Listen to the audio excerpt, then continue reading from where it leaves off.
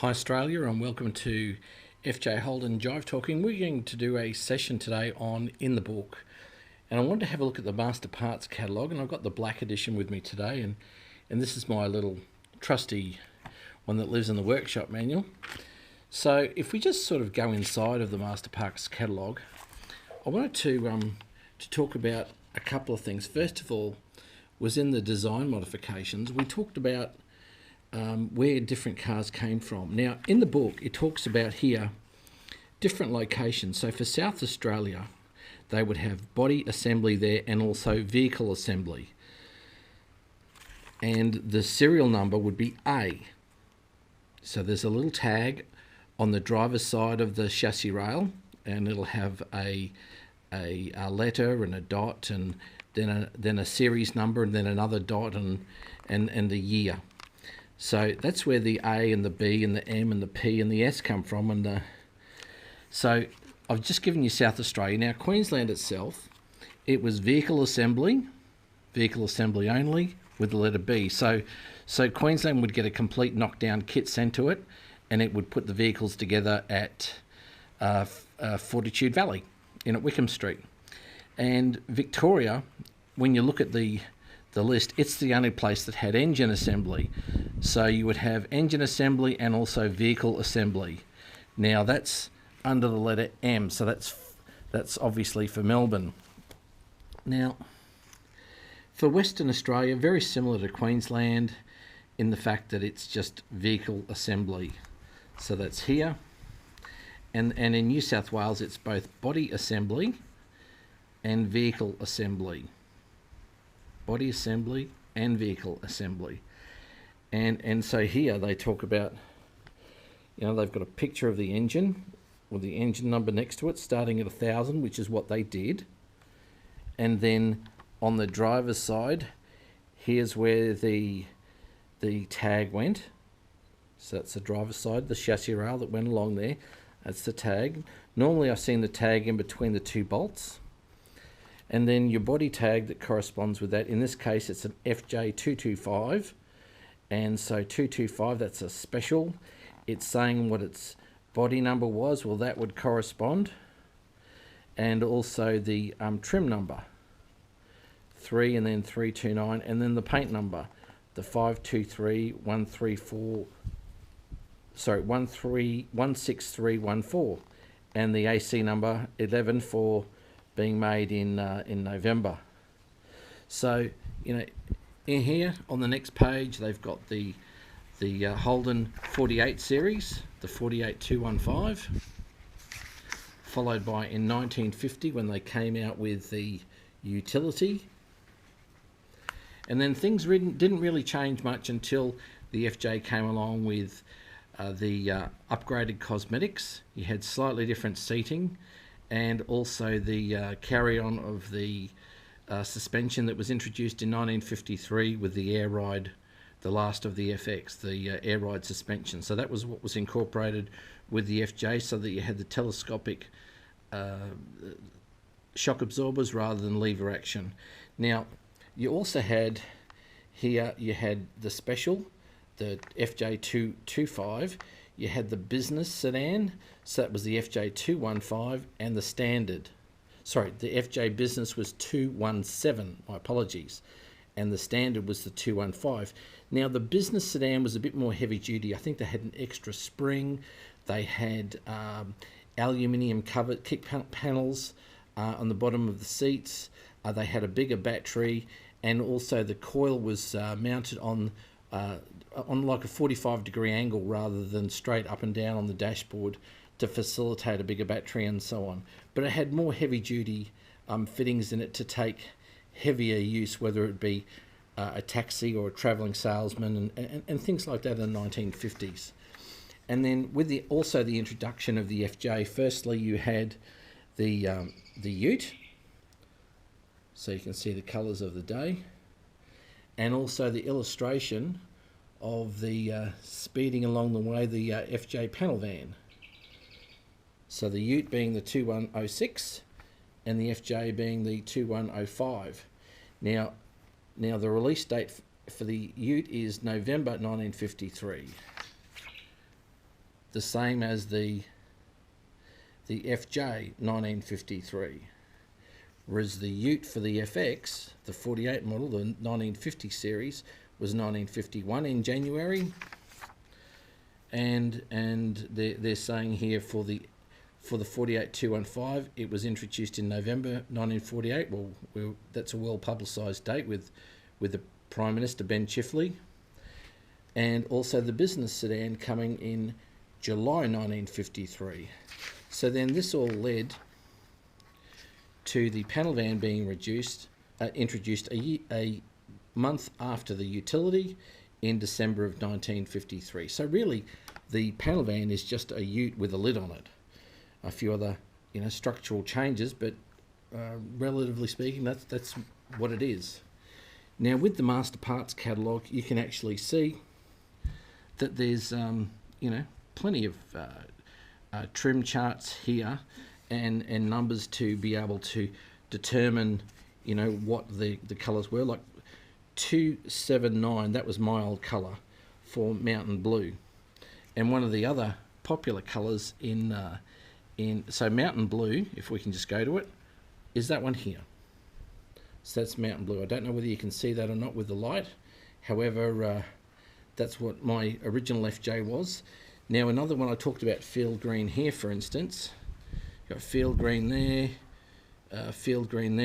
which is this one here. This is a really popular colour in FJ Holdens, and when you look, there's 1, 2, 3, 4, 5, 6, 7 greens, and there's probably 1, 2, 3, 4, 5, 6 reds. However, I've seen a lot more green FJs than with interiors than I have with red interiors. But having said that, nothing beats a lovely cream FJ Holden with red trim. Now, if we look at the accessories, for instance, it's sort of broken up into dash accessories, external at the back accessories, in the cabin accessories, and also front accessories. So if we'll start off inside first. So this is quite an early model, obviously. We've got the cigarette lighter in the normal special position. You've got the valance here for the special that you could buy for your standard sedan, utility, and panel van, for instance, as well as the special glove box. Now in here we've got a radio, and inside the grille there's a speaker in there. So that's hidden behind.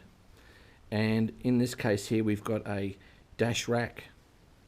We've got the trim rings for the speedo, the idiot lights, and the fuel. And then there is also number 32 here. That's the button for the screen clean, they call it. And the screen clean are the little nozzles that squirt water, if you paid the extra money, onto the windscreen. Now if you go to the back of the car, I'm just looking at what 42, okay, well they're talking about some stainless steel trim here. But if we look at the very front here, you'll see a small weather shield that just clips in for the rear seat. So you could get that. You could get Venetian blinds.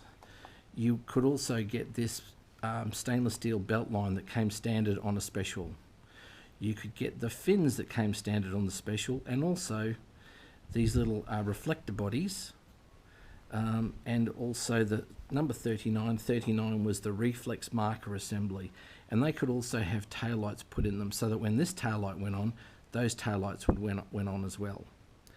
So here we have the locking petrol cap, the number plate frame, and the exhaust extension. So it's sort of laying all of that out for you. And then if you went inside the car, you could see, okay, well there's a, let's start at the very front. There's the anti-glare mirror, the locking steering lock mechanism. You also had a window lock, pull two door handles, an armrest. This is the cool ride cushion. And as well, we had these tartan type seat covers. These were magnificent. Now, the aluminium covers, kick covers, were here and there. You had them in a business sedan as well as a rubber mat. But you could also get the taxi bar here too. So that was for the rear passengers, something for them to hold on to, as well as these aluminium covers. You could get an aluminium cover here for that trim on the door. So you could get seat belts front and rear, not seat belts, seat covers front and rear, and also rear Venetian blinds. So, you know, it really did look quite smart. I've had seat covers in green material and also red. I've had them in canvas and I've had them in vinyl. So that was fine. Now, as far as the front of the car is concerned, you know, there's a front number plate, the 2 fender markers. Now, we've talked about those in an edition of FJ Holden Jive Talking.